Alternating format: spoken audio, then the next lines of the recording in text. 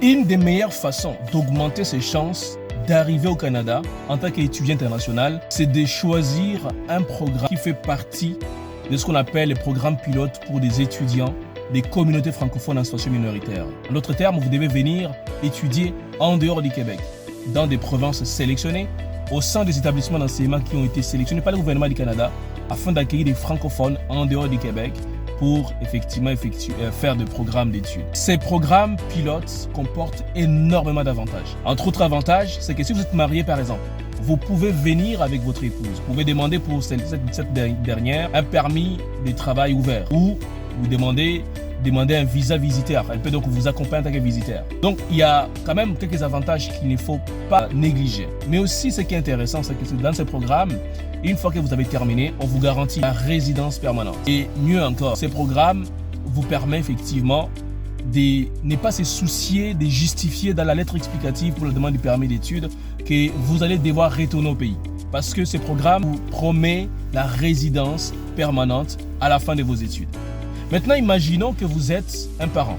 Vous êtes marié, vous avez des enfants et vous dites « J'ai envie d'aller étudier au Canada, mais je ne vais pas aller tout seul, je vais accompagner mon épouse. » Comment faire pour réussir ces projets en famille? C'est là où vous avez besoin d'un accompagnement.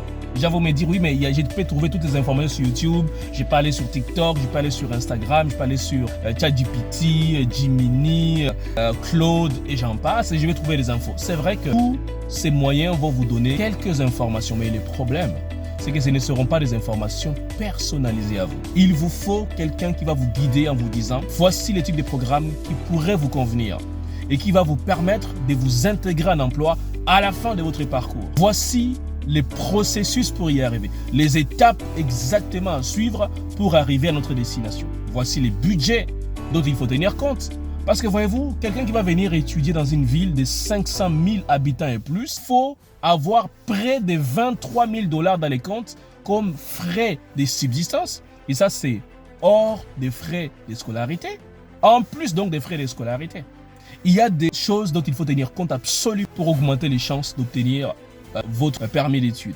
Autre chose, dans la plupart des établissements d'enseignement qui proposent ou qui offrent ou qui ont été sélectionnés dans les cadres du programme pilote dont je viens de parler, il faut que tu puisses payer pratiquement la première année au complet.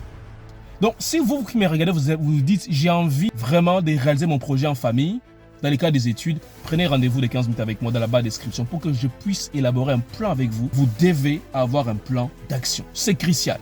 À bientôt. www.étudie.ca. Mais en attendant, abonnez-vous à la chaîne. À très bientôt.